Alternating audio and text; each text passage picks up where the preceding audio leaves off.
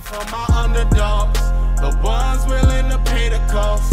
Even when we're up, we gotta take a loss. Underdogs are always against the odds. I'ma use this opportunity to do it for my underdogs. I'ma do this for my underdogs. I'ma do this for my underdogs. I'ma do this for my underdogs. Yeah, my underdogs. Welcome back, everybody, to another episode of the Rec Center Podcast. I'm Kenny Edwards, joined with my co-host, as always, Lorenzo Parham. What's good, man? What's going on, Ken, man? Hey, Ken, listen to me.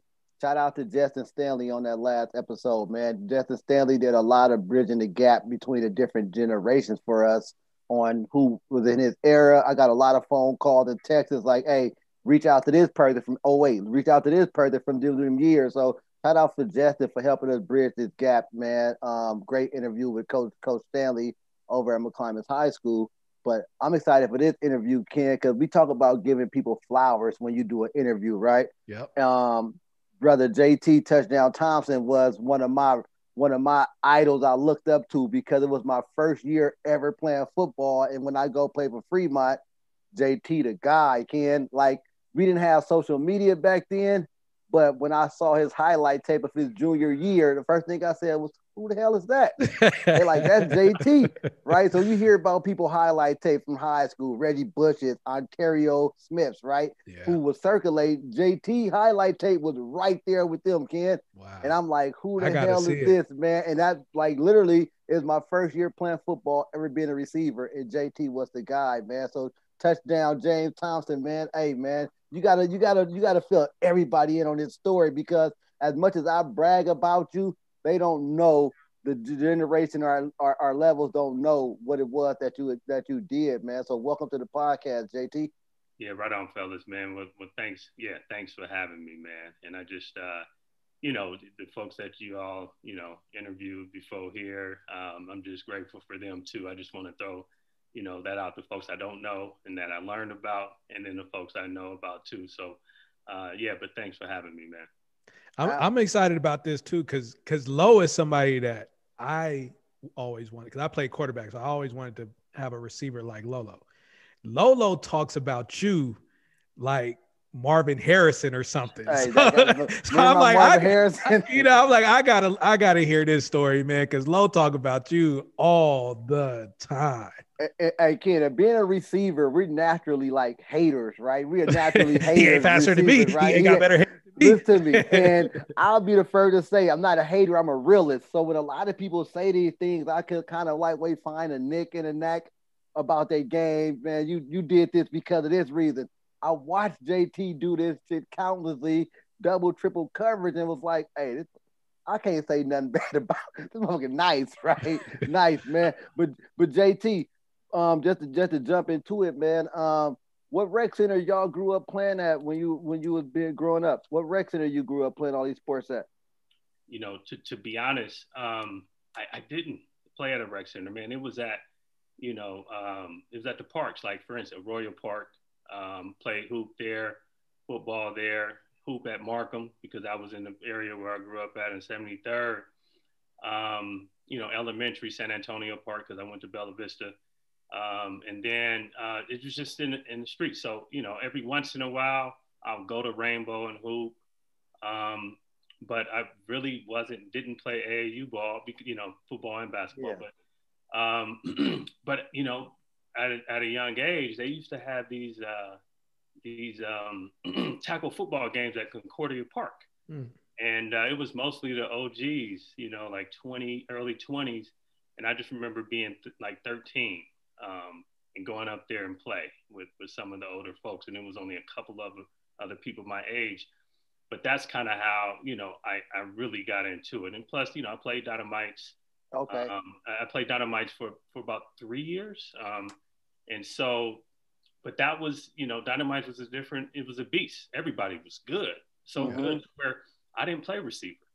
I played I think I played D line. It was me, like William Levy, and Donaldson brothers, and so I played D line. So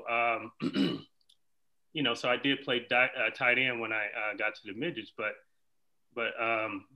after that, ninth grade, that's when I started playing for Fremont. Hey, but back then, ninth grade, you were in junior high school at the time. Yeah, you was in junior high school. Yeah, so I went to Frick, and so what happened was me, Lamont Couch, rest in peace, and Big George. We would catch I think the 43 from Frick to Fremont during sixth period, and so we would go to Fremont and play JV for Fremont during that time, and that it was great. I think that was like a really good start in my whole little high school career as far as being a receiver and things like that, because I wanted to show everybody that I wasn't just this D line. I have receiver skills as well. So and then just being at Frick and playing there, playing flag football, because I'm gonna put this on record, some of the greatest athletes came out of Frick. I would say majority of the greatest athletes in Oakland came out of Frick, and so JT, that's a big claim though, because when I remember Frick, and it was like Frick was a dangerous school, man. Like, it was real dangerous in them times. And I remember the Bret Hart Frick games in basketball. Like, those games was like no other, right? And Bret Hart had a lot of great athletes. But do you think it was just at that era of your years that Frick was really good? Yeah, I can't speak to the years, of course, like maybe 2000 and beyond. No, well, 98 and beyond. But my year, just in general, we had like Pierre Stevenson, we had Lamont Couch, we had Michael Whitlock, rest in peace too. We had some athletes. Y'all had some athletes. And then even before me, we had Big Tank. We had Will Blackwell. You know what I'm saying? Who I looked up to. Right. I was, you know what I mean? And so I wanted to be like him. And so, we had a bunch of great athletes, man. And Ron Solis, Lamont Brown. I mean, we had all those names came out of Frick? All from Frick. Wow. At first, before this interview, I think we was debating Claremont and Bret Hart as the top middle schools, right, Lo? Yeah, they was in the runnings. Yeah. But now I think we got to throw Frick in there. Well, Frick just named a wide range of people that was athletic. Like Lamont Couch was good, two-sport. JT, two-sport. Michael Whitlock, like his name is infamous. Michael Whitlock. Infamous in Oakland, right? And let's talk about, probably the most underrated athlete to come out of Oakland is Keno Carson. I mean, Carson. He was just named to the Hall of Fame. Butte. Track, hoop, and football. JT was too. JT, did you just go into that Butte Hall of Fame as well with Keno? Yeah. A couple months ago, we got selected to be in it, and that was great, man. I mean, you think about, kids from Oakland coming up, you know what I mean? Like, they don't get that during college or not, man. That's huge. That is huge. I'm not even on nobody's Hall of Fame, so I don't care what level it is. That's impressive to me. Hey, but JT, so you and Lamont Couch caught the bus to Fremont and played football. How did Lamont Couch end up at Oakland High for school? Like, you know what, man? And I am, that's one of the things that, I was so mad at Lamont and Pierre and Antonio Bond. We had a squad in our JV. I mean, and so ninth grade, so me, Lamont, and George caught the bus, and then we had squad, man. And we had Antonio Bond, myself, Lamont, and we was running a table in our JV year. But it was baseball, baseball, man, because they had, the folks, they had squad. They had, so he gets there and they got Omari Murphy and everybody. They got everybody in baseball. Sasser, Tone Johnson. Ron Sasser, everybody. I mean, they were raw. Pierre, I mean, so I couldn't fault him, but I was mad at him. I told him, because, me and Lamont, we was childhood friends, man. Grew up, I was on 73rd and Fresno. He grew up on Arthur, and he was the one, him and my other folks, Wendell, rest in peace to both of them. They introduced me to the Dynamites, and my other partner Ray too. But so when I moved over there, they were like, "You should play for the Dynamites," and I'm like, "Real?" And so I did, and I thank them. But I did have a problem with him going to Oklahoma, right? Hey, I don't blame him. Hey, because when you said that and I thought about it, I'm like, shit, Lamont would have been helpful on that in that secondary for Fremont and playing, but or even baseball, like we gonna talk about the Lou Fisher aspect of it later, but even on the baseball with Lou Fisher and them, and that would have been really cool to see. But just to be able to compete, how was it like when y'all was able to compete? Like when you played Dynamites and you go to Fremont and you got the people in your Dynamite area that I'm thinking of, the Oliver Newell, Will Blackwells, Jamani Hogs, all of them dudes is at Skyline. And was Fremont strong when you first got there, coming from JV to varsity? Nah, but we had some real good athletes. I know the people before me. I just want to give them props, like Larry Thomas, Jimmy Lewis, Nick Ben, Greg Bite, like those. They were some ballers at Fremont. It's just that we didn't have enough of them, right. And what really messed us up, I think, grades, that's always a thing. And then the inconsistency of coaches, mm-hmm. When I was there, I had 3 different coaching staffs. Oh, wow. And so that will do a lot to an organization, to a team, when you have to go through so many different changes, along with the grades too. So, but yeah, so my first year, man, my first year as a freshman there, we were good. And then the sophomore year, man, we was bad. I think we only won like 2-3 games or something like that. But getting blown out and all of that, man. And so, and that's just, I can, going back into it, I just look at like just how the district set you up, because they're not doing enough for the athletes, student athletes. And then when you have, when you're only playing with like 20 something athletes, it's, it becomes an injury problem. You got to play both ways. You're tired. So it's just a whole bunch of stuff that goes into it, to where why we weren't, as good as we could have been. Hey, before we go to the next part, I want to also give Keno Carter his props, right? Because a lot of things he do in the community, I'm seeing the stuff that he got going on in the community, the uplifting things, right? But then I remember, right? So when I first got to Fremont, them summer workouts, Keno was working out before he was leaving to go to college. Was he always this leader type dude? Because he made me like, hey, bro, this is what this motherfucker is swole. He pushing us. We running from Fremont to Merritt College up High Street, and Keno ain't taking no slack for it. He's literally, let's go. And I'm like, dude, I'm 13 years old, about to come play. You going to college? It's a little different. But was he always that type of uplifting leader, even when y'all were younger? Yeah, man. Keno went to Frick too, and mm-hmm. so he had that work ethic, man. I want to say from like an early child, you know what I mean? Like you could have sworn like his parents was like treating him like he was in prison, like because he was swole, always. And if Keno was taller, man, he'd probably still be in the league today. You know what I mean? But he definitely his workout ethic was crazy. I mean, we playing hoop. I remember we playing hoop when we were in like a tournament in San Diego. And I think there was an incident where Keno just doing push-ups early in the morning, and whoever his roommate was just having a problem with it. But hey, Keno is one of the hardest workers that I've ever known, and not only on the field, but off the field as well. And I will say, though, that Coach Denny had an influence on that too. You know what I mean? And so, and not only on Keno, but just for the people that he touched for the amount of years that he was at Fremont, he had a big influence, man. And so, so I do, and I can speak for Keno and a lot of other folks that a big part of that was because of Coach Denny too, as well. So, yeah.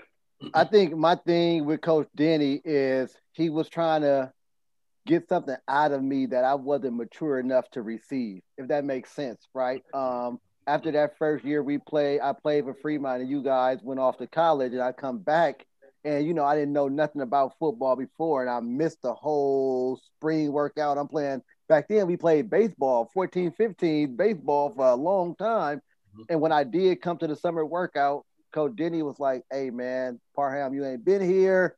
I'm putting you on JV this year. And I'm like, what? Man, I just watched JT score 30 touchdowns and you about to throw me back on JV. There wasn't nobody in the stands at our game, right? So I'm like, hey, you know what?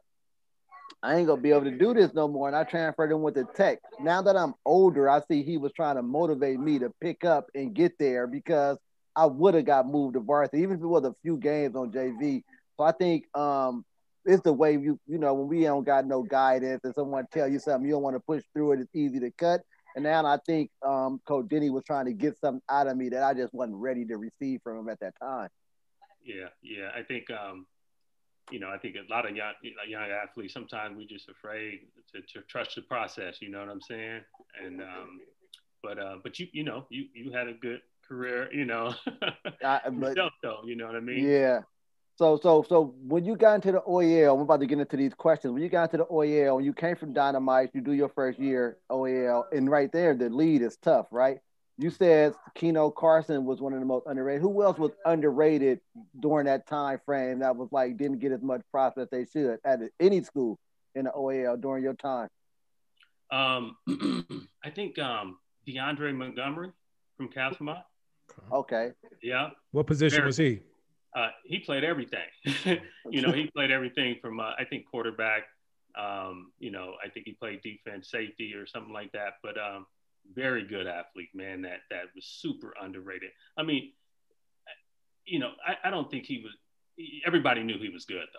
You know what I mean? And just like Keno, but I just think that because he probably went to Castlemont, they weren't that good. You know what I mean? I think that's one I can really just – think of besides Keno is DeAndre.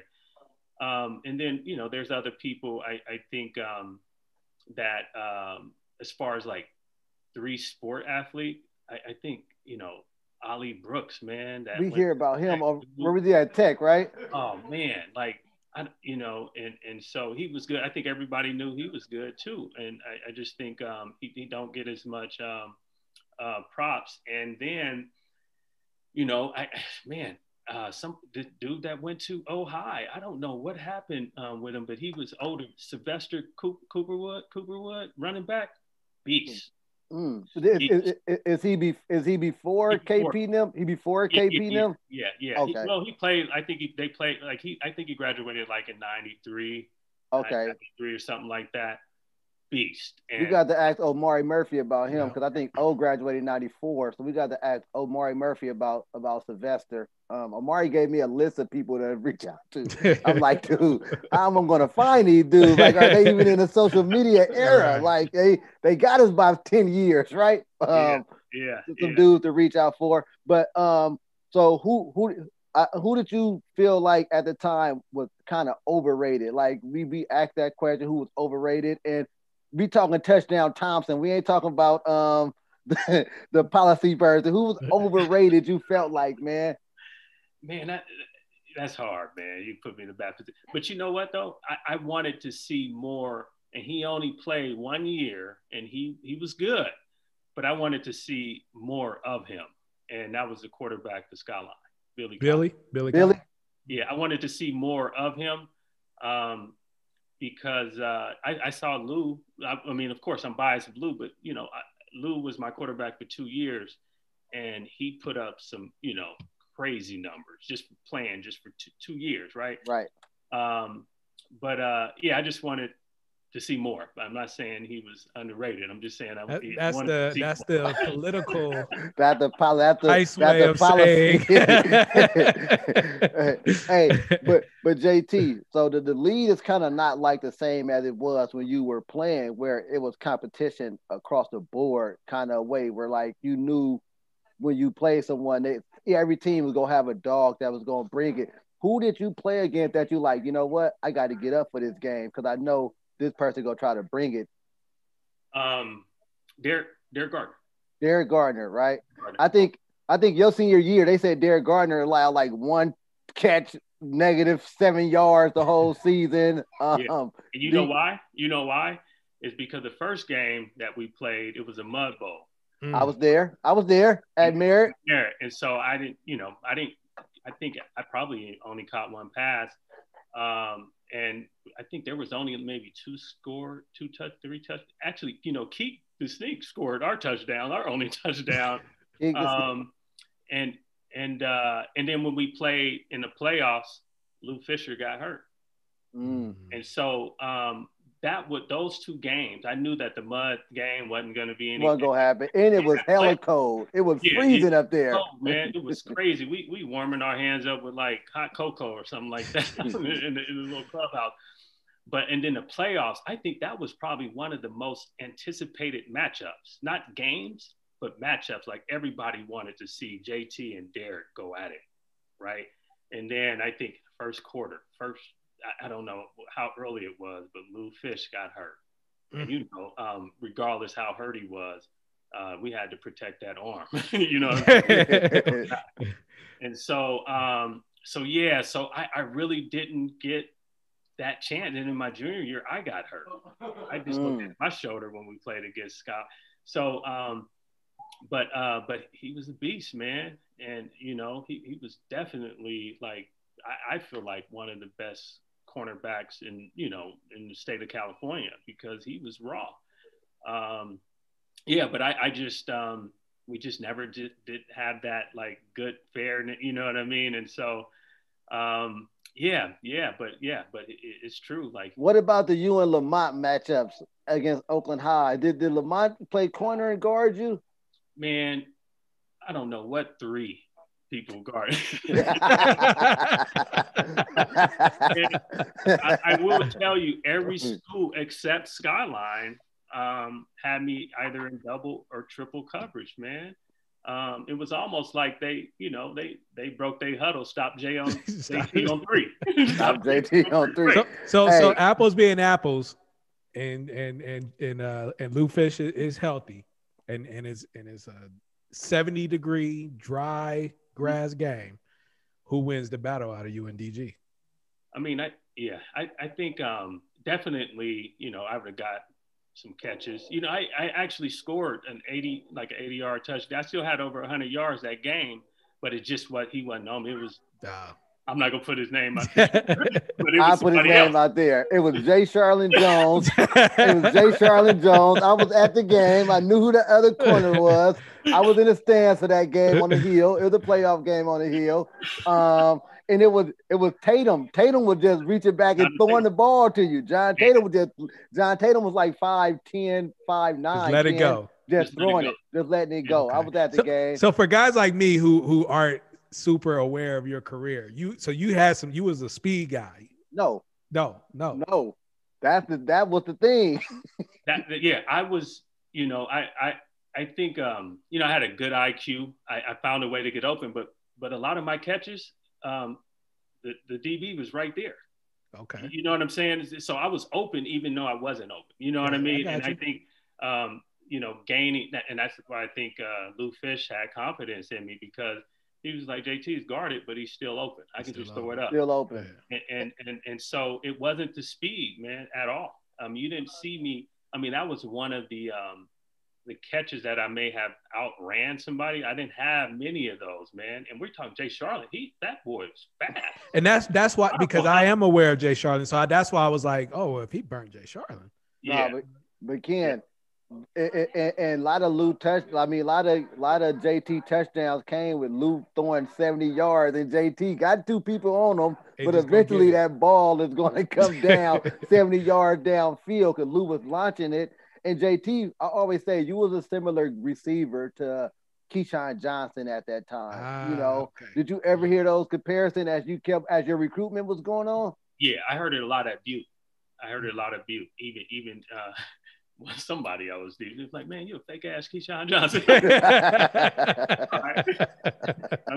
I go Mossy for 2 touchdowns. Yeah. Like, okay. But I got that comparison at times. But yeah, man, it's just, I think there's a couple things that my downfall was is speed, man, because once you get to that D1 level, I mean, if you don't got speed, you better have something now. You know what I mean? And Right. And that's where it kind of went down, because I felt like I made it there off of my high school skills. Like, of course at Butte, Butte was great. I think the work ethic taught me a little bit how to, and blocking and all that. But it's something about the speed, man. It seemed like I had the same speed in high school. In college, right? Yeah. Hey, so your junior year, that highlight tape, right? I remember being in a weight room, and we watching a program, and Coach Green was like, "Hey, let's put JT highlight tape on," right? How was the recruiting for that? Like, when did the recruiting take off for you? Was it that highlight tape that got the recruiting going? Yeah. It was that highlight tape, and I vaguely remember, but But I think it was that highlight tape, and then Coach Denny, man, he was at it. First year, he was just putting it out there, man, and then and all of a sudden, I started getting like a lot of recruits from everywhere, man. It was crazy, and so. It was oddly enough, though, that every school in the Pac-10, it was Pac-10, Pac-10, right? Except Cal was recruiting me, and I'm like, why is that? And so, yeah, but it's but of course, once you don't pass the SAT, the ACT, man, they start dropping like flies, man, and so yeah, it just but definitely that tape started to bring some eyes on at Fremont, especially. And a lot of it was Denny's help too, though. Hey, is it a myth? So one of the myths that's been going around, I want to clear this up. Is it a myth? Is it a myth that you, Bart, and Lou Fish was all getting recruited by the University of Miami? Is that true, or? No, not me. Okay. I think Lou Fish is Miami and then Tennessee, wherever it was. I think because he had the football and basketball and baseball. Baseball. Sorry, baseball. But no, I wasn't getting recruited by Miami. No. Okay. Bart, no. Okay. But Lou was getting those big schools because not only football but baseball too. Yeah. Okay. Yeah. Hey, how did you being a two-sport athlete and starting on them good Fremont basketball teams do with your football recruiting? Like, was people like, I don't know if he's going to go play foot basketball, so let's not recruit him for football? How did that work out? I think everybody knew I was football first, but I will say, Clint, man, had me ready. I mean, you talk about the basketball skills and how that complement football and vice versa. It's I probably wouldn't have had the success if I wasn't running to Merritt and working on them hops, right? Working on the hand ball eye coordination when you're getting the rebound and how that helps when you're doing a jump ball. You know what I mean? Because all that stuff helps, man. And so, but as far as the recruiting piece, I knew I wasn't going nowhere. I didn't want to. Football was my sport. I just loved basketball, which is the reason why actually, why I wanted to go to Fremont too, is because of the basketball. But definitely helped playing both sports though. Which game was the more exciting for you? Fremont football homecoming or Fremont versus Skyline basketball games in the gym? I mean, basketball, of course, is more exciting because you nothing like OAL crowd basketball. Right there. Nothing like OAL basketball. And plus, man, and everybody. I mean, 9-5 Fremont basketball. Man, it was amazing. I mean, we talking about hoorah and everybody. I mean, we had the most fun, man, out of probably any school in the state, man, because we had, we not only had the characters on our team, but we had characters like, our student president was off the hook. We had Orange Man. I mean, we had our crowd was just crazy. And so all of that, man, was just like, I can't, I love football and I love everything about football, but that 9-5 hoop team year was off the hook, man. And not only on the court, but off the court too. I've always said the OAL basketball season, when you're winning, was like the most fun time of my life. Would you? Yeah, definitely. Ken, they was always winning though, Ken. Like, I'm just saying, like, but even UTEP, like OAL basketball, there's no excitement. There's nothing that replaces that. But JT, when y'all played that Fremont, your Fremont 95 team, man, not just competing against the OAL, but that competition in practice had to be crazy when you got Lefty, Rob, Calvin, you, Zarek Payton, Frank Knight. Like, what was the practices like, and how did Clint get everything out of you guys? Man, I don't know, man. I'm just happy that I was able to start on that team. Just like you said, you had Lefty, you had Wimp, right? You had Wimp, Charles Austin. I mean, like our second string could have easily been its own high school in the OAL. Real talk. I mean, right. So, that was a good problem to have with Clint. Like when we go up in practice, our starting five, we were on separate squads. And so that was our best competition was in practice, man. I mean, and I think that's what made us better because we was deep, man. How did the egos stay in check? Yeah, I think they kind of didn't, but then again, it kind of, when you have it just worked out. You know what I mean? And winning is a great deodorant. Well, yeah, exactly. yeah, that too. So but there were a lot of egos on that team. Yeah, because we were talking about the St. Joe's team that will ultimately split them up. Remember we was talking to Brandon Payton? Oh yeah, Brandon Payton. Too many egos. Everybody wanted to have their own shine. But it seemed like with the Fremont team, it didn't matter, and it was just all about it's one of them behind closed door thing, though, right. Ken. Like it's one of those, Zarek Payton go get mad if who's starting this one, who bringing the ball up court, who missed practice, so Clint put him on the bench and start the next guy up. It's one of those type of things. It was a behind closed door type of situation. Yeah, but we was all close too. We all loved each other too, man. So I think even though we all had egos, I mean, everything was just all love.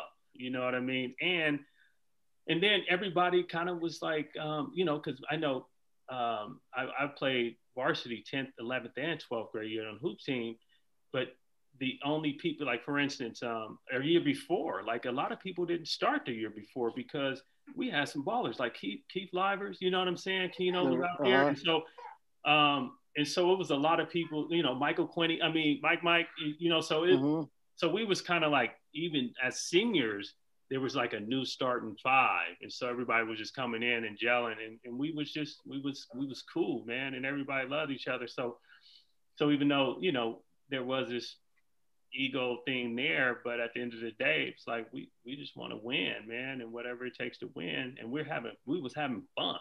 We wasn't stressed out at all. We was having fun, and so that was the beauty of it too. Hey, was that state championship game, the Shea Cotton, Frank Knight, Big Shot game, was that one of the most exciting games of your life? I'm not even talking about, I'm talking about from college. So that was an exciting game for us to watch as fans, but to play in it, like, was that one of the most exciting games of your life? It was. I mean, to play in it, I kind of was in a zone, so I can't really, speak to that, but like, like the week before, all the hype, we were like, wow, this is really true. You know what I'm saying? This is true. This is, and then playing in it was fun. It was fun. But there was a piece where, we were like, wow, like why, we can blame the rest all we want, but then again, there is a piece about our big man didn't really show up. You know what I'm saying? And but who was that? That was like this. I think let me see. I was the second leading scorer on the team, and that's not supposed to happen. I think I had like 15 or something like that, and that's not supposed to happen. But I think it had a lot to do with who we was playing. You know what I'm saying? And so, in my opinion, Shea should have fouled out. And they wasn't calling fouls. So, but yeah, that game was off the hook, man. It was off the hook. And then to go back and watch it on TV, I was like, wow, like that was big. That was big. Huge. Yeah. Even though we lost, we knew we lost, but then again, there was this feeling of like, we did that though. We did it, Yeah. But yeah, there was. I didn't think there was any shame in losing that game. No. But you know what, Ken? Because I looked at it. The Shea Khan story just dropped on Amazon Prime recently, and they showed this game more than everything because after Shea struggles happened during his senior year, you got to keep going back to his sophomore year. And they keep talking about his state championship game as a sophomore. So when you keep hearing it's like, damn, man, this was a sophomore, but everyone knew who he was. Everybody knew. That's like LeBron as a sophomore. Right. We know who you are. Yeah. It's not like Ken say there's no harm in losing to that team. But like you say, I would have had to get him fouled out for sure. You can't foul them out if they don't call the fouls. Man. But the beast, man. We do gotta rewind it, low. Because that state championship game, some people say should have never happened. The playoff game, OEL championship. Yeah. Against Mac. The free throw. With no time on the clock. No, wait, Mac beat you guys the night before, right? Yeah, they sure did. They beat you the night before. Yeah. They coming back for game 2 now.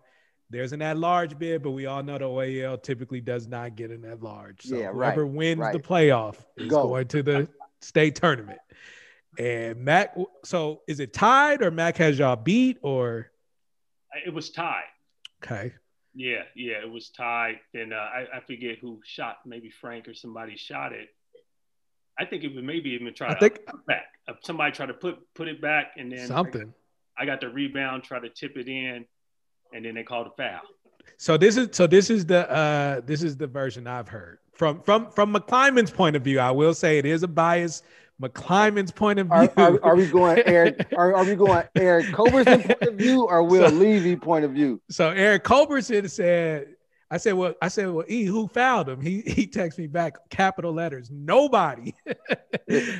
Coach Mo said whether there was a foul or not, there was no time on the clock. So how can there be a foul if there's no time on the clock? Levy says, I can't remember exactly what Levy says, but obviously he's not happy with the call. Yeah, their video, somebody hit me on my arm when I'm fouled. As far as the time, it probably should have been like a second, a 0.6 seconds or something like that. But they, it was in action and they fouled, and so, yeah. Hey, you only had to go make one free throw? Yeah, and I asked the ref too after I made the first. Can I get my second one? I wanted to get that extra point in the stat. Yeah, but they gave me the rock, and I think they cleared out the floor, and then I had one. I had 2 to make 1. Was your heart pounding? Was your heart pounding? A little bit, but I was I got this. I went to the line a lot, man, because it's funny. They call me Pump Fake JT. Pump Fake JT, okay. which is horrible now because how they use that pump fake language now in the streets. I'm like, come on, man. So I always used to pump fake. Coach Clinton was like, do like JT, 2 to 3. And I used to always go to the line. And I think I pump fake Marshawn, so I think he hit his head on the rim. Or Marlon West. I don't know what but that's how I used to get to the line. So I was comfortable with it.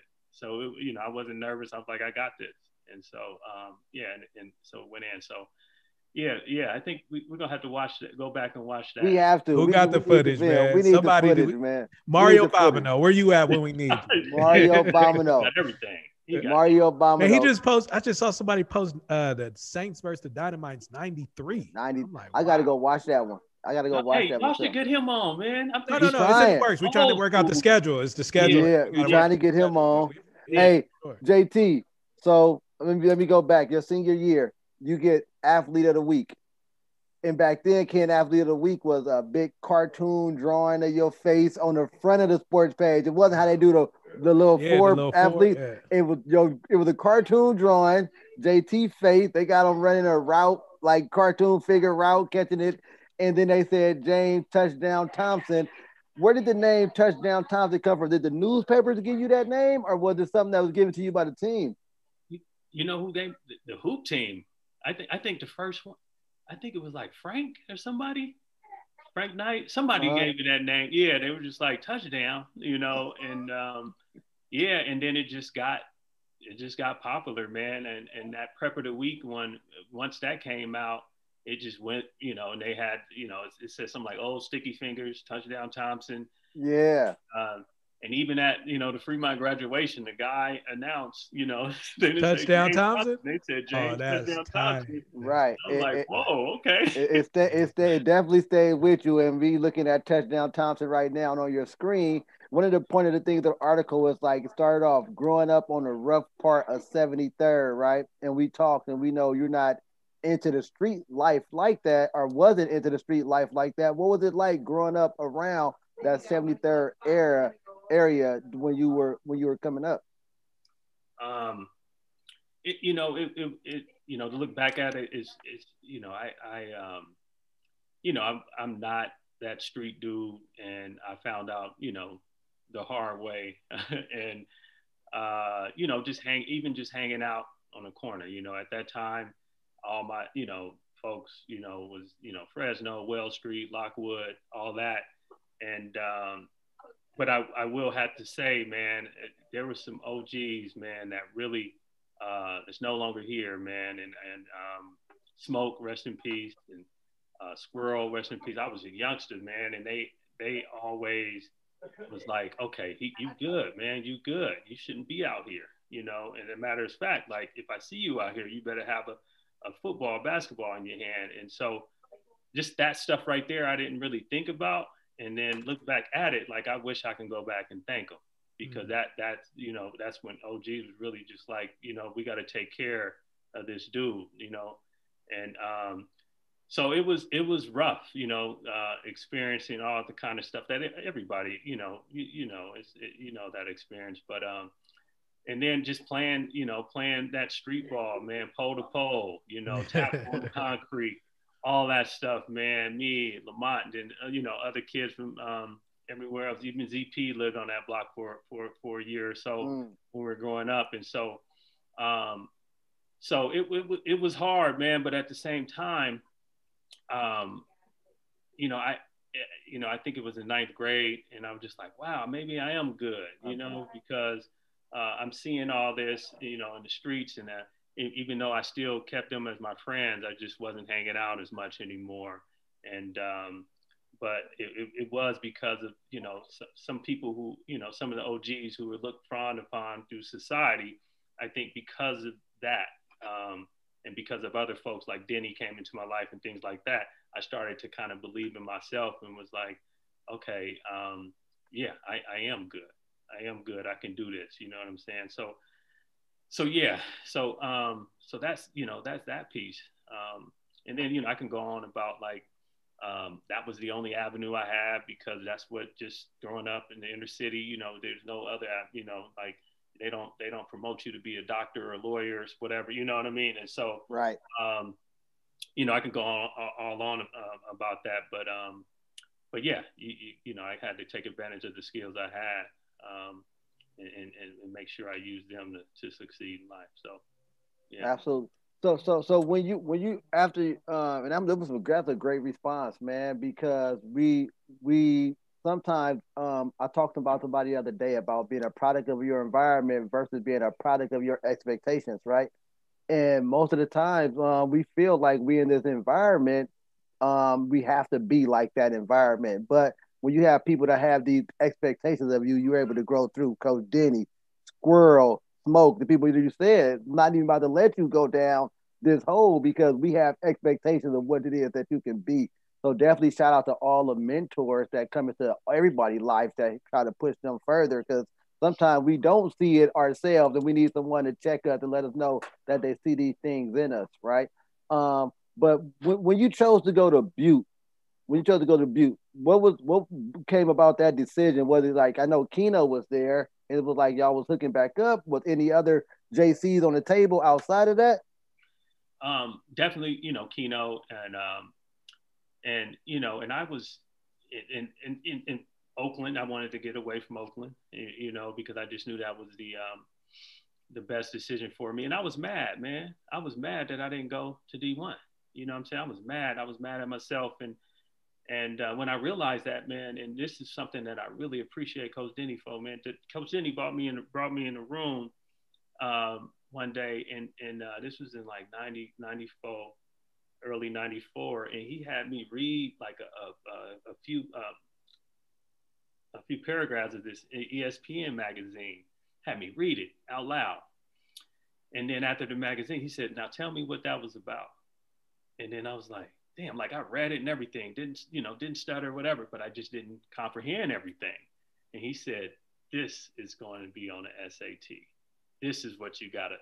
And so I was like, damn, I was like, fuck.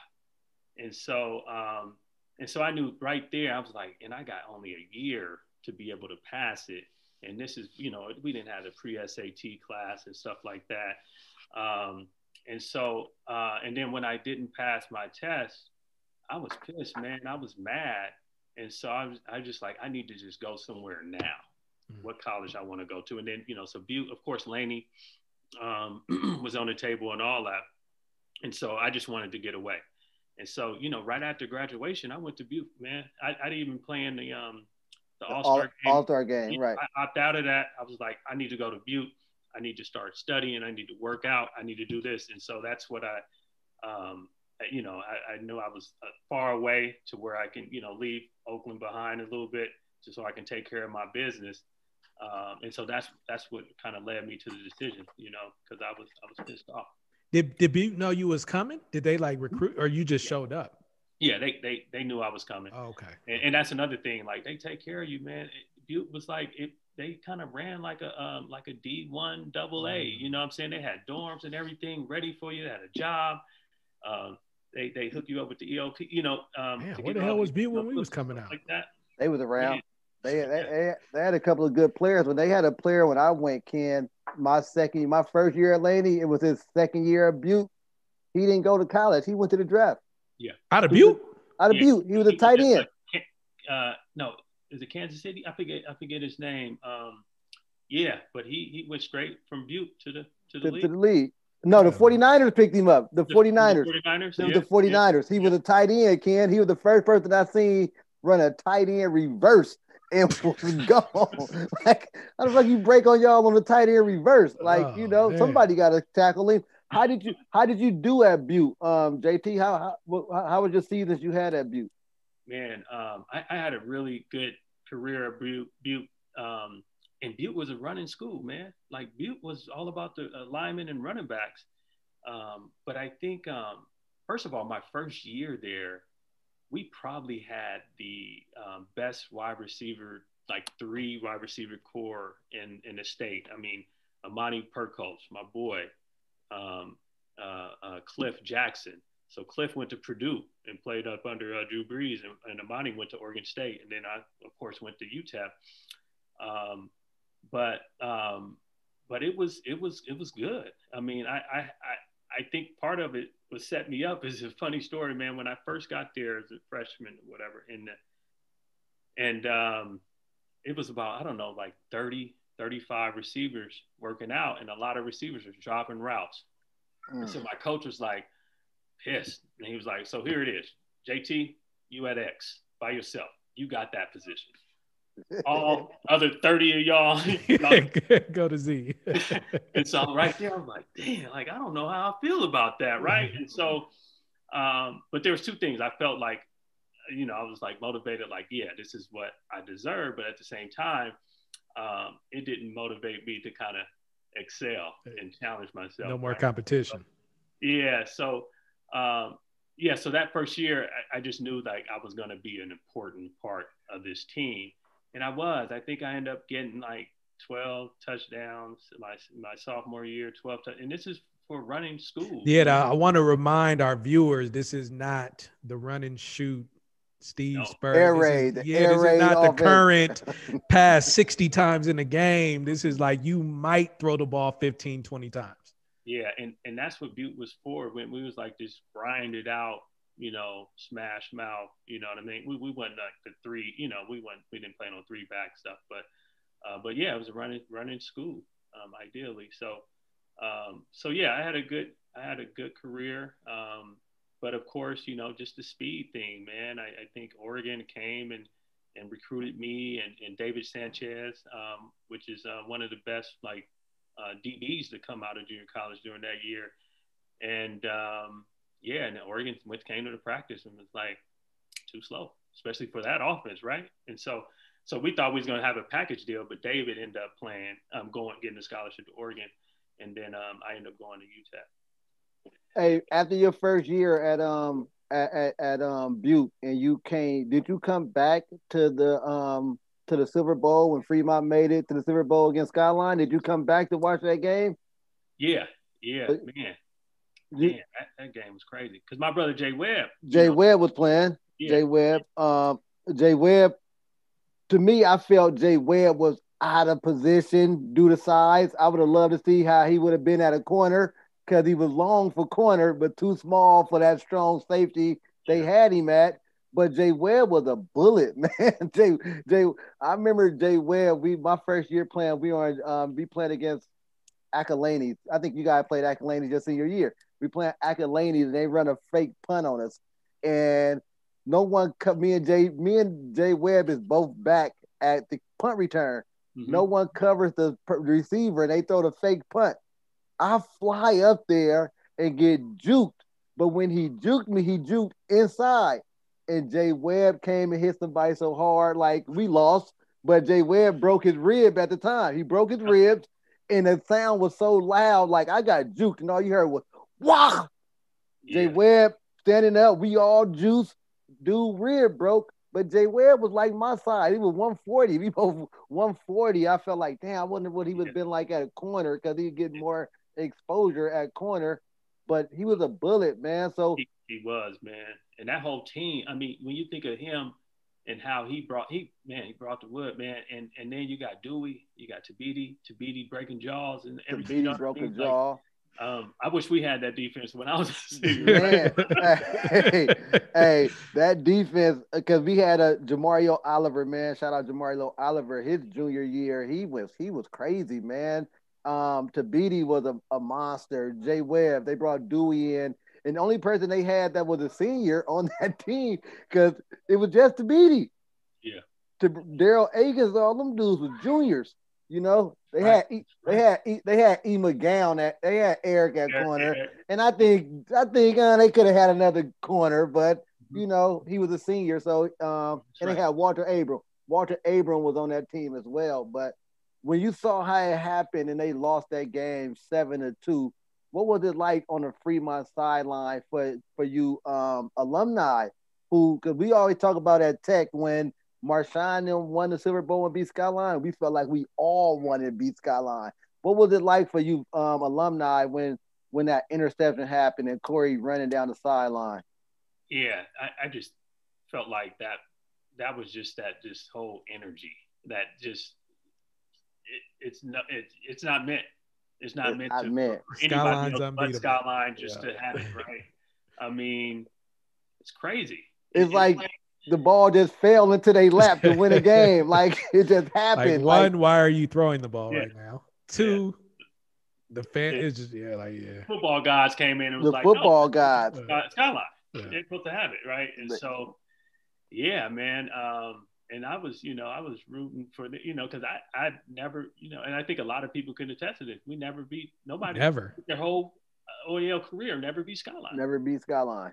Never was close. I don't think I've ever held a lead against Skyline. I held a lead, Ken. I lost a lead, Ken. The closest I came to beating them as a player was 6-0 in the Mud Bowl. We lost 6-0 at Merritt as a JV player. So that's the closest I ever came. And that just go to attest to how you build how a program get built, man, because you see the foundation that Denny was building. Like they were, even after that year, their senior year, they one game away. They kept being one game away. They lost to Mac, and they had a really good team with that Mac team when they lost to DeAndre Purty and Darryl and Dewey and them senior year. Jay Webb senior year, they were stacked as well. And then the injury bug happened. So like you say, the football guys be looking out for some people, man. The football guys never worked in my favor. I've never made the playoffs in football. Ever. I never won a championship. At any level. I never won a championship in football. Like the football guys just wasn't like, nah, y'all ain't. they know I wasn't humble enough to win a championship, because if I win a championship, oh man, shit, touchdown Thompson. I'm first down low then.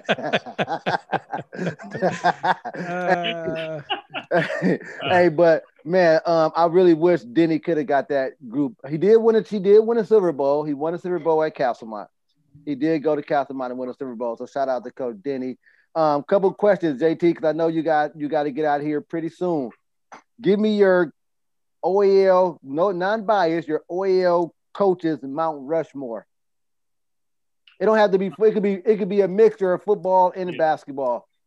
Yeah, I mean, I don't know who was before me, man, but you got to give Beam his props, man. Beam, I mean, you got to give him his props. Of course, you got Denny. I mean, Denny did so much, man. I think when we talk about coaching, and what he did, like off the field, like how he prepared folks off the field too. It was just something about Denny, man, that when you went out like and played, like my senior year, because of Denny's personality, man, we had street dudes to come out and try out for the team. We had ZP come out and try out for the team. Frank came out, so it was this way of attracting folks. Like it was even cheerleaders that wanted to come out, and because he brought something to Fremont, and everybody was loving that. Speaking of ZP trying out for quarterback, man, the funniest thing in the world. He watches the show too. He gonna enjoy it. This before Lou came out. Lou came out.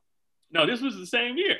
Oh, yeah. So it was so funny. He just wanted to come out, and so but of course Clint put a stop to all that, man. I was so mad because if we could have had, just think, man, if we could have had Jay Will, Joey, Calvin, and Went all playing football. I mean, come on, man. Some big dudes. Joey Grissom, man, would have been, and Calvin at tight end. Yeah. Come on, man. Tight end or DN. Both, right?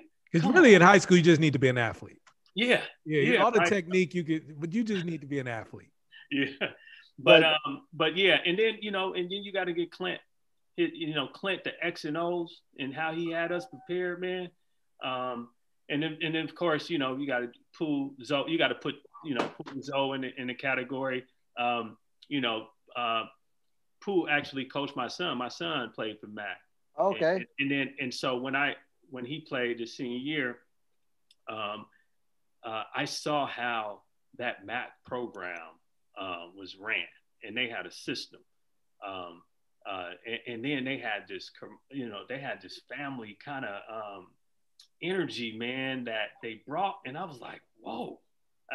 So I know Pooh and Lonzo had a lot to do with creating that environment, and so you got to put them in there as well, and kind of almost together. You know what I'm saying?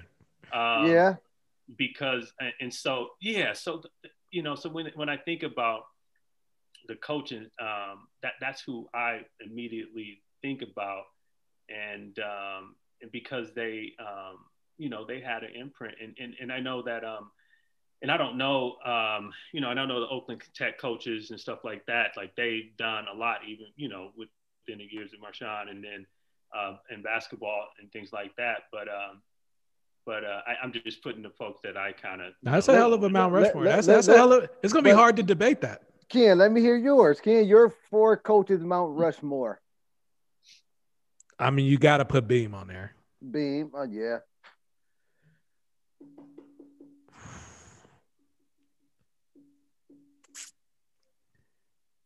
Clint for sure. I mean, it's hard to debate this one. I mean, I would, because like you said, Coach Delton, maybe. McGavick, but that was like a 3-year window. Nothing before, nothing since. I mean, Denny, I would put on there not so much for wins and losses, but his effect on the community. Yeah. And almost like Coach Peters at Laney, like everyone appreciates Denny that played for him. Okay. Yeah. Pooh is super recent, even though he was an assistant for a long time. He's super recent. I don't know. Ken Pooh they haven't lost in 12 years. They haven't lost. Was he the head coach the whole 12 years? Yeah, after Zoe left and went to Mac in 05. Because I know Culberson was coaching for Culberson won a Silver Bowl. Was Ecobe ever the head coach? Yeah. So my son, he's 26, man, and graduated almost 10 years ago. Okay, so yeah. So it's been 12 years. Yeah. They haven't lost in 12 years. You can't. It's one of those. Preference. It's one of those preference things. I can't think of anybody to go over these 5. What about them Ohio coaches with the KP years and they was really good? Yeah, Who Kiefer, was the coaches? Kiefer was there, but how long was his I run? watched Kiefer. Yeah, How long was his run? I can't go Kiefer. Now I would say for Oakland High, again, not wins and losses, but Coach Harold Jefferson, the baseball coach, has been there forever. Right. Yeah. Forever. Yeah. So but in terms of like wins and losses and championships, Beam and Clint for sure. Orlando Watkins, I mean, he's got two NBA guys. He just hasn't won the big game yet. Yeah, but a Mount Rushmore without winning a big game is like picking an OAL coach on your Mount Rushmore that didn't win a Silver Bowl. Like, can you put someone there that didn't win the Silver Bowl? It's really hard to debate Beam, Denny, Clint, Pooh, though. Like how? Yeah. And due to time constraints, I'm not going to answer that question. Coach Mo. Oh, Coach Mo. Coach Mo. I was going to say that too because Mac had and they had a run. First of all, I'm biased, but I gotta put Mo over Clint. For real? Why? Okay. Yeah, let's hear the why. Okay, Clint has one state title. Mo has a state title undefeated. Clint has a state title appearance loss. Mo has one as well. Now, when you get into putting guys at the next level in basketball. No, Ken. But we talked about what the recruiting was for OEL basketball in the 90s. But Mo and Clint coached at the same time. But he didn't put nobody in college during them years. Tuck, Levy.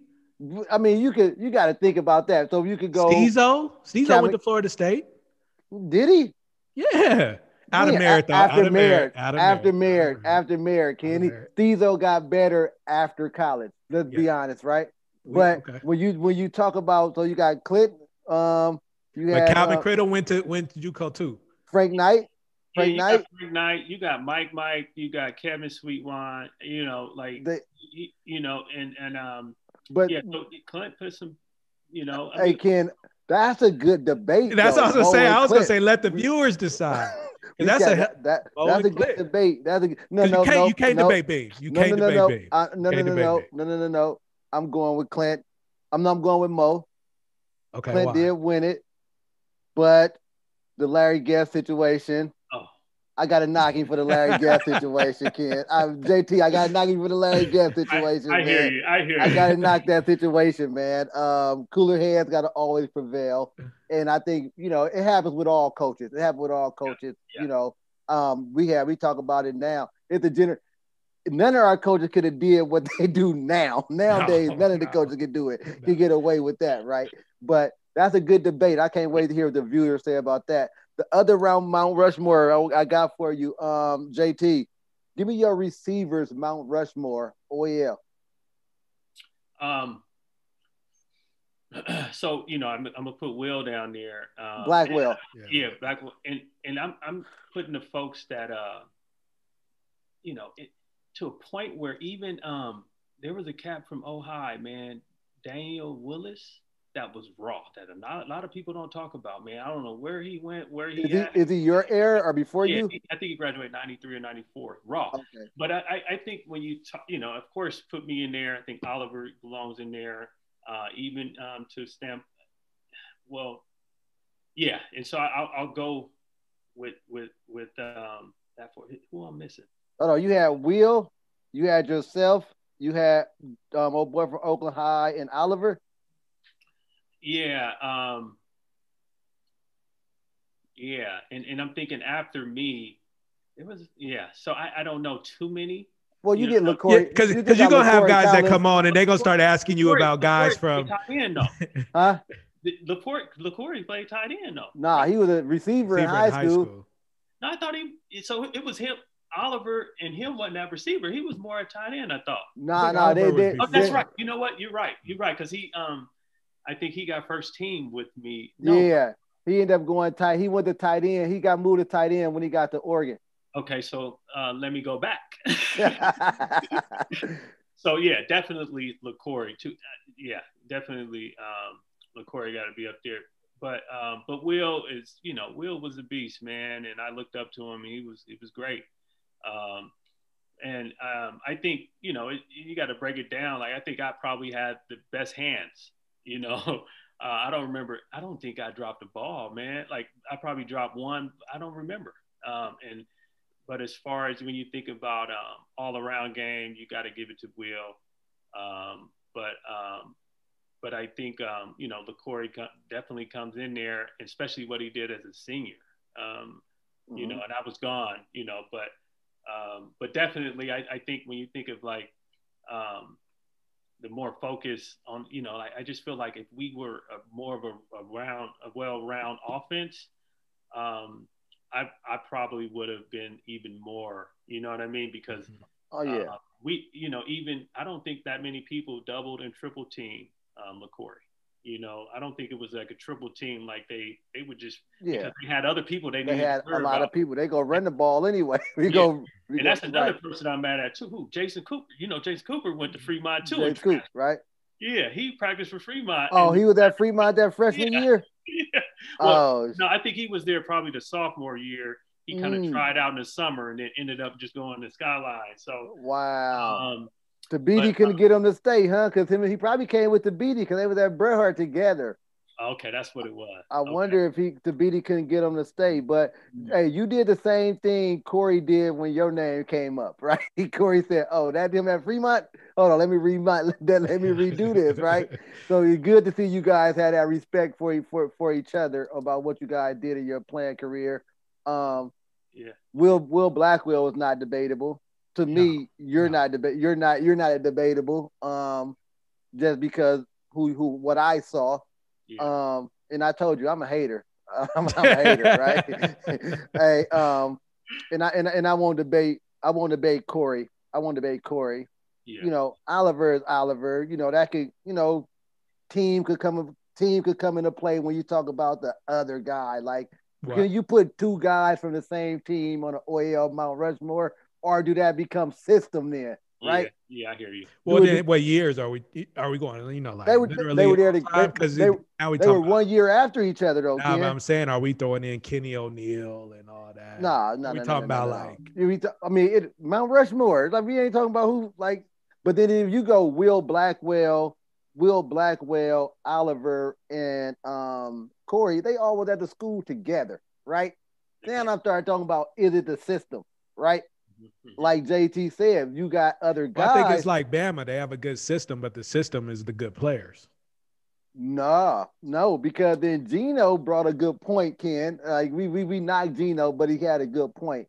You know what I'm saying? Like, they were more balanced. And like when JT done played for Fremont, we knew, why would I have Lou Fisher on the team if I'm gonna run the ball all game? What's the point of having Lou? Yeah. Stop JT on three. Stop JT on three. And so, Ken, JT had a receiver on the other side of him named Bart. Bart was faster than probably I was in high school. Bart was probably like, if we was to race his senior year, my senior year, if it's not a tie, he beating me, right? Yeah. That's how fast he was, right? So check it. Okay, go ahead. But it didn't take none of the pressure off JT having that speedster on the other side, right? Right. Go ahead, JT. No, but and the reason why, and we all know, Bart had some trouble with his hands. Now, if Bart would have caught at least half of the balls he dropped, he probably would have had more yards and touchdowns than I had. And so I think when people kind of knew that, they were just like, okay, we'll just play deep on Bart because he was fast. He was fast. But he just didn't, catch the ball consistently. And so yeah, and that's why, people, you saw, just I was coverage and stuff like that. But yeah, and we didn't really have a running back. Right. So one of the things I saw about Bart, Ken, we in a what that shit called, a jamboree, and we playing at Emory. Remember that jamboree at Emory, JT? Your senior year. Yeah. Bart gets a reverse, Ken. I didn't know he was that fast. Right? He get a reverse, but by the time I said, God damn, he was done running. Right? He was done running. That's how fast he was, bro. And I'm like, damn. But like JT said, he has some hand problems. Send him on them reverses. That man, but you know our Skyline gonna stop that. We go just stop JT on 3 and sit on the backside, wait for Bart to get a reverse and stop it. One of the persons I wish they really played and got more years playing with you guys was Keek the Sneak, right? Yeah. Because when Keek was that linebacker and Tabiti was that linebacker, them practices was like, oh my God, like them some real linebackers. Because Keek was a dog in football. Dog, man. I think a lot of people probably don't know that. Of course, you know, the OD family knows that, but Keek was a dog. I mean, and so it was good to see him, you know, when he was like, I'm playing. And I'm like, cool. And so, but yeah, definitely. It would have been great to see him play, you know, all the years. All them years, right. Good, man. But, yeah, but our defense, man, I mean, if we'd have had you know, if we'd have had that 9-7 defense, the 97 defense, or 96 defense, 96. We just a year later, man. I mean, we'd have been good, and you know, because I played, you know, I had the most picks on the team. I had like 10 picks, right? We're number 82. And playing safety, right? And so it's like, and that's not supposed to happen because I wasn't a defensive player. I mean, you know, I was an athlete, but yeah, so yeah, man. So I mean, you know, Fremont, and you know, have y'all ever discussed like just the whole all-star team of the actual schools, and you put them together? We haven't. You know what I mean? But I did ask this question to someone on Facebook. I told them to name their top 5 Fremont wide receivers, right? Because Fremont wide receivers get, you know, it get a little shaky. You know, you go into the hierarchy as the number 1 Fremont wide receiver, right? Then following that, you might hear some names. You got Delmas. Delmas' name came up. Andre O'Neal name came up. Kareem Toney, man. Kareem Toney name came up. When year did he graduate? Kareem Toney, 99. 99. Okay. Cedric Emerson, the one who I was having a conversation with. Yeah. I'm having a conversation with Ced. So I asked Ced, it's 5. And it's like, you know, Fremont wasn't a good throwing ball. So it's kind of like that Tech thing me and Ken talk about with Tech. Like when we had Mikey there, I knew we was only throwing the ball 3 times a game. Low, go get your money when you get them 3 passes, you had to do something with them or make a play on defense, right? Because so the air was kind of different, but I'm like the top 5. So when we debate, when you say all-star team per school, that's kind of a hard list to do because it's like we did this thing with Tech where we said who we starting, Mikey or Marshawn Lynch. I'm biased. I'm like, man, I went to war with Mike. I'm Marshawn, my guy, but I'm starting Mike. So it's one of those type of conversations. Yeah, and I was meaning like to, you know, you pick your all-star team and then you play them with the other all-star teams. You get what I'm saying? Yeah. And so JT would be paired with whoever Fremont. It's like if you go 2 receivers, like a quarterback, 2 backs, a tight end, 2 receivers. Yeah. Uh-huh. And you play the team. You play the game. Yeah. Skyline still win. You match them up. You said Skyline still win. Skyline still wins. Ken, Skyline still wins. Why? Because the football guys. Hey, I'm gonna go Jace at quarterback. Yeah. I'm gonna go Omari, and then Omari coached the guy. But Ken, let's just do it like forget the line. Just do it 7 on 7. Yeah, just skills. Style. 7 on 7 style. Skill. Yeah. You gotta have KP, right? KP. Jace, you gotta have KP. KP, Omari, and then Omari coached Dave Douglas. I'm not. But the thing is on that. Do you get 2 strong receivers from Oakland High? Do you get 2 strong receivers? I don't think you do. If you ask me to do Daniel Willis and KP, you get Daniel and KP, right? Yeah, they played at the same. It was raw. So did you get them 2? Skyline wins it, Ken. Skyline, who's playing quarterback? You got to think who's playing quarterback. Yeah, the great handoff. Which handoffer are you going to go with? No, which handoffer at Skyline are you going to go with? Oh, that's a good debate at quarterback wise. He was old school too. Was good for Skyline, man. And who was that?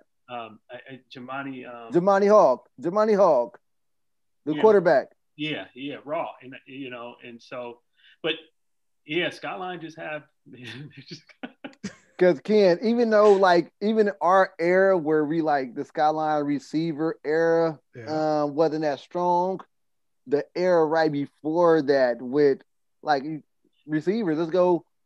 Will Blackwell, and LaCorey Collins. Yeah. Ron Holmes. Real good. So Ken, running back. Damn, I just don't want to give everything to Skyline. I know. I hate that shit. We have to, right? We're going to come up with our own, with 5 other schools, we're going to come up with our own all-star team. Hey, so JT, before you get out of here, man, we appreciate you talking to this. Our last one, start bench cut. Start bench cut. You got Billy Cockerham, you got Jace Goree, and you got Lou Fisher. So definitely cut Billy. But here's the thing about Jason Lou. That was quick. No, we cutting Billy, kid. We cutting Billy. I don't care if he went to Minnesota or not, kid. We cutting Billy. We cutting Billy. Man, Jace, his mechanics was off the chart. And I think he got the edge on that because Lou don't have that much experience, right? Jace got dynamite experience. And so when you think about the mechanics, you think about the play calling and how he runs the plays and things like that, you got to get at the Jace. The thing with Lou is Lou made things happen.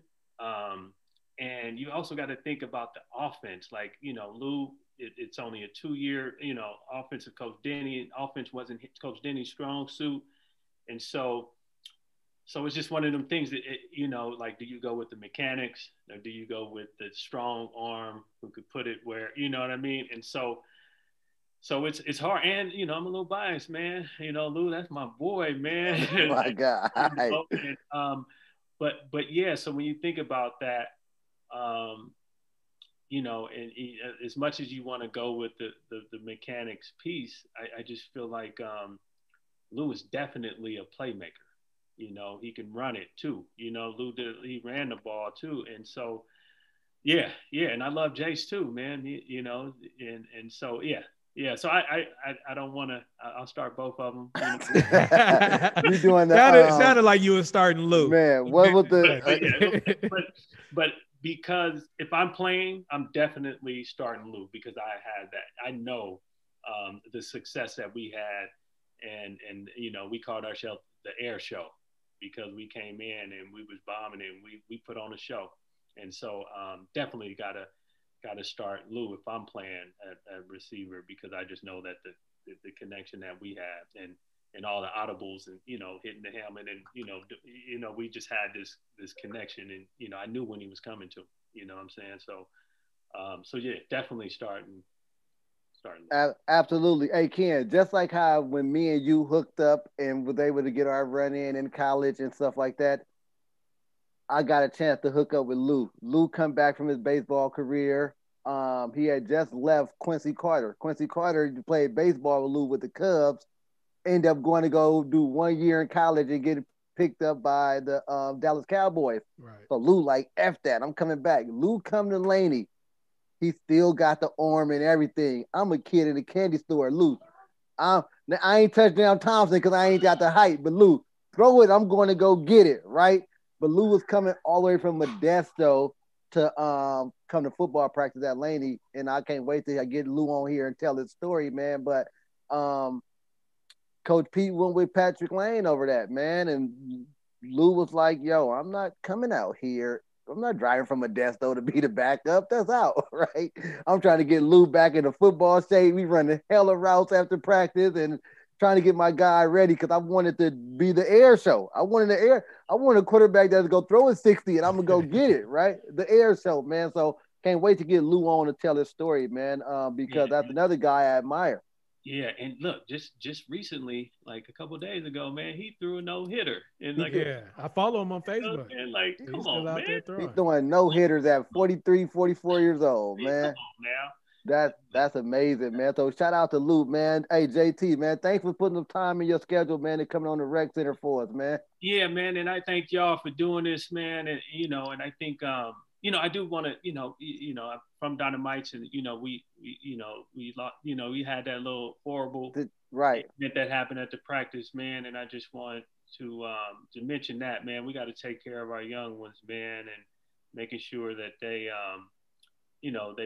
they probably don't get impacted by this experience where they end up transferring, going to another school, or not, you know what I mean? And so, man, when we talk about this whole football thing, we really got to start from our community too, because it's just one of them things where I think we don't take care of our athletes. We got to know, like, hey, this athlete is, I mean, nobody's untouchable, it's touchable, right, but we got to take care of the ones who we feel like is going to go somewhere and come back and help our community. You know what I mean? And so we got to figure out who those are, man, and take care of them. And then the other ones, we got to make sure, like, if football ain't working, like, what's the other avenue? What they're going to do? Like, let's set them up to go to college and do, whatever it is, if it's, becoming a therapist or a teacher or whatever, and give them other ways too. So, I mean, I know, OAL, man, is just not the same as it used to. And I don't know as far as the support, but, I just think, I blame it all on society and even to the point to where, the school district too, man. We got to put more resources into our athletes so we can get more Marshawn Lynch's out there and come back and doing the things that he's doing. If we can have 10 of those, man, that would be great. So I'm glad, man. I'm happy that y'all doing this. Thank you for giving me my flowers, man. Oh, man, most definitely, Appreciate man. that. Appreciate that. Definitely. And if anything I can do in return, just definitely let me know. Yeah, hey, you man, already did it. Coming on, that's appreciate what we it, need, man. Because I think a lot of younger people, a lot of the stuff you said is the same thing I said when I did my interview. I interviewed myself. Me and Ken interviewed myself, right? And I just talked about how heartbreaking and frustrating it was not knowing what the grades mattered, even though I'm playing as sports, right? And how let down I felt, but how I used it when I went to Laney. Like, hey, dude, I ain't supposed to be here. I ain't supposed to be here. I didn't messed up some chances. Let me get things right, man. I think a lot of our younger viewers and athletes need to hear those stories more because it's true. It's the reality of it. Like, you have to have this portion of your game as well. And we got great coaches. You had Coach Denny. Like, I'm gonna use that little thing when I'm doing things with my athlete that I coach. Like, hey, man, do you understand? This is what's going to be on the SAT. You got to be able to comprehend this stuff, right? Got you. So that's a great thing. And like Ken said, there's no one ever we had say anything bad about Coach Denny. He's like the man he was. We got Coach Ed. Shout out to Coach Ed over at Castlemont, who played up. He played under Denny. And so he played up under Denny, and now he's coaching. He always talk about what it is Denny meant to the community when he was at Castlemont. He was able to bring. You said you got people coming to try out in jeans. That's how it was at Castlemont when Denny was there. Bringing in, you got hard. Castlemont is a hard job to take over and win at, right? So you got to get people to believe in you as a coach to do that, man. So shout out to Coach Denny for that. Yeah, and one last thing, man, and this is something I learned later, is that we all love the game. We love it, man. But I ran into a point where I didn't respect it, and so that's why, when I went to UTEP, I played, I started and everything, and but I didn't respect the game, so I didn't have that workout ethic like Keno. And so, and so even though I wanted to go to the league, and but then I respect the game so much that my junior year, I'm like, I just got to say, I love it, but I got to focus on what I'm gonna do afterwards. And so instead of putting this extra time in the weight room, I'm gonna do it in the classroom so I can just get my paper, my insurance.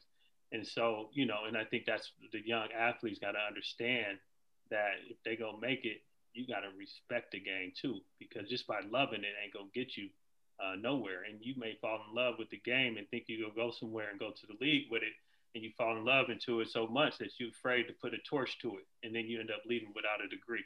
You know what I'm saying? So respecting the game is so important. And I'm happy that I know there's a lot of people out there that's training like their kids and stuff like that. I see Dante Marsh, who he's doing his thing out there. And my boy Monty Perkos that I play with at Butte he's training his son too. And so I just feel like putting that energy in and actually respecting the game, you'll go a lot further. You know what I mean? So yeah, but hey man, we appreciate you, bro. Thanks for coming on, JT. All right, man. Much love to y'all, man, and y'all be good, man. Thanks for having me again. All right. All right now.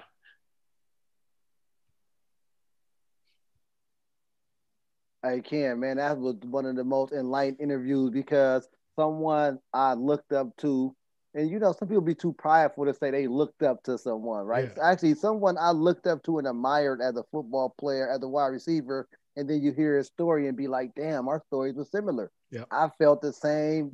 I stopped loving it too. Like literally, I stopped loving. I started respecting it, and I was like literally my own worst enemy when I'm like, man, I ain't doing nothing extra, man. I ain't doing nothing extra. Y'all want to hit these extra sprints? I ain't doing nothing, right? I'm sandbagging it.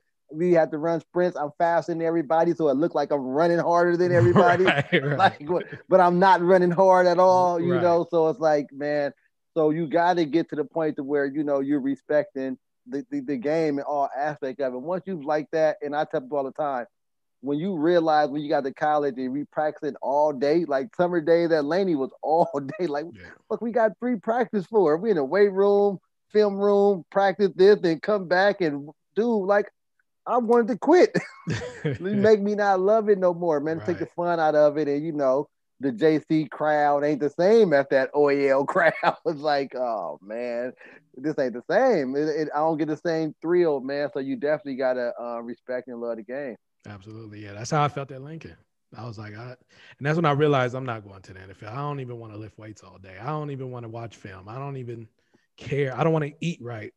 I'm like, let me just focus on broadcasting. They just focus on this, man. And Lincoln did something to us where we was like, Lincoln would have been cool if it was a different environment. I think just off the platform, being able to still play. Right. And where it is, there's a Lincoln Division II in Oakland now. Athletics program. Division II, Lincoln. The head coach that was at Stellar Prep, if you ever heard of Stellar Prep, he's the head coach of this Division II university in Oakland, California that plays football. They got a schedule and everything. Wow. Yeah. I didn't know that. That's big because it helps out like what we were talking about when we had Zoe on. Like if we still had a D2, Cal State Hayward or anything, what other opportunities that help out for the athletes, man. So I'm gonna look more into that, man. Definitely looking forward to the coming up OEL football schedule, spring schedule kicking off, man.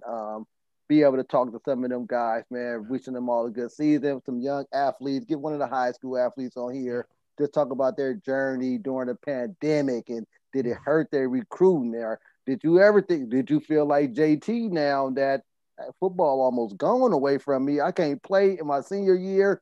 What do I do now? So we want to get somebody on from that era to talk about their story with that, man. And coaches special going too. I want to talk to them coaches. I want to talk to the coaches, man. I want to talk the current head OEL coaches, man. Talk to them, man, and just figure out their outlook on things. The OEL, man, the list came out. Camaraderie back, man. I was so upset, Ken.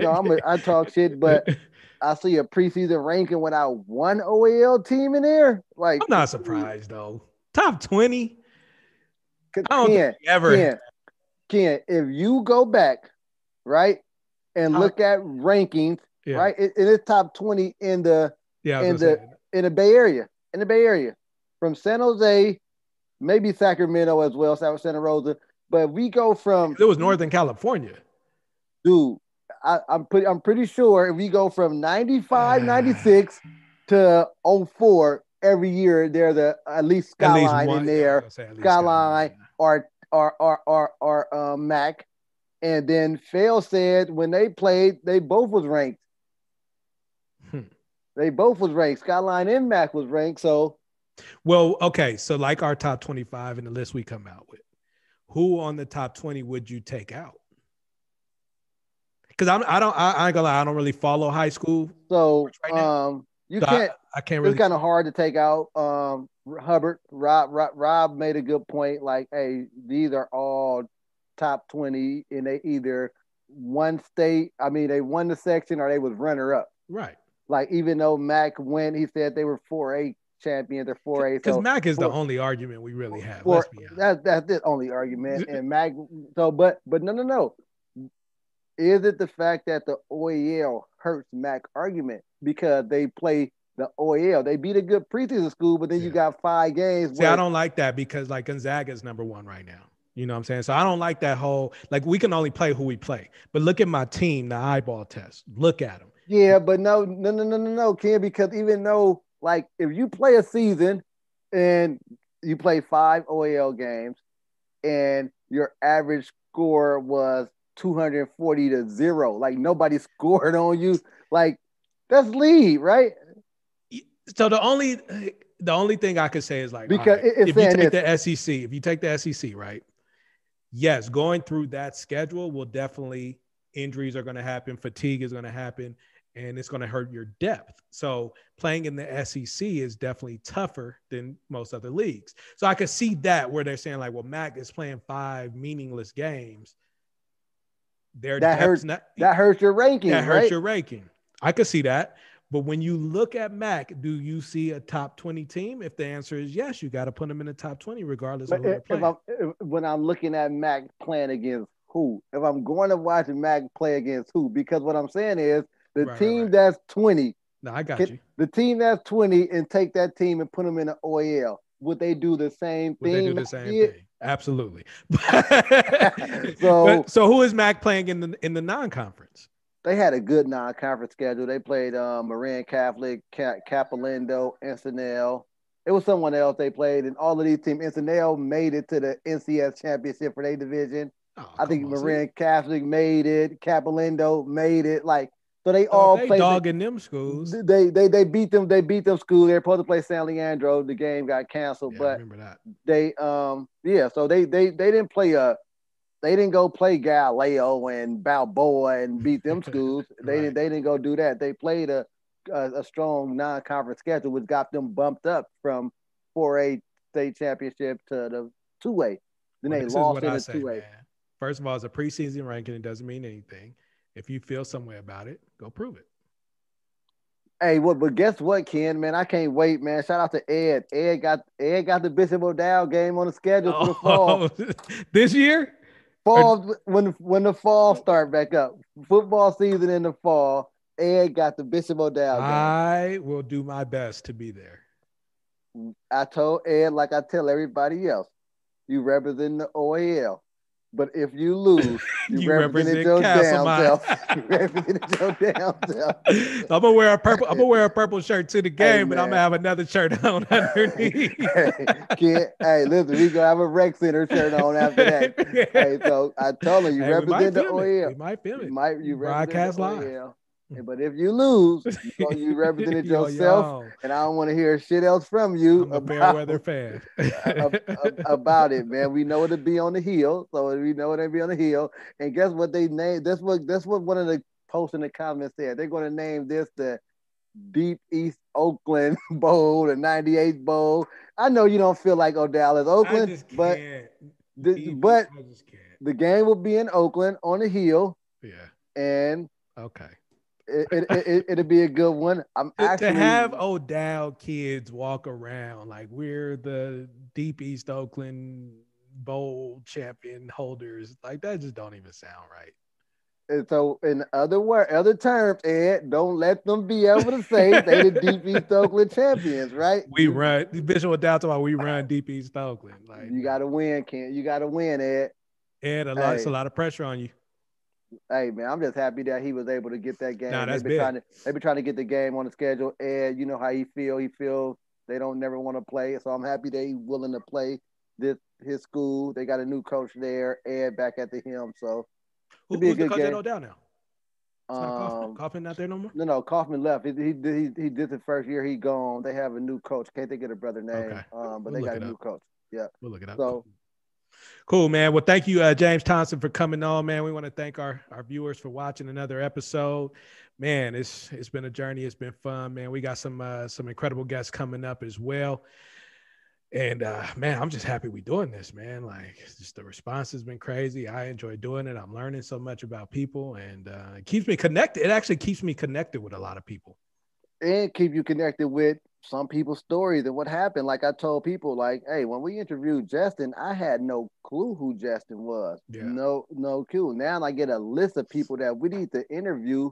Reach out. You ever heard a guy named Vic Sandefire? He was part of the Castlemont Good Days. Vic Sandefire. The name sounds familiar. So he said he's going to do the show. He wanted to do our show with us. He's from that same era. Because I was told that Castlemont team lost a game before a state championship in basketball. Oh, with Chris Oakes.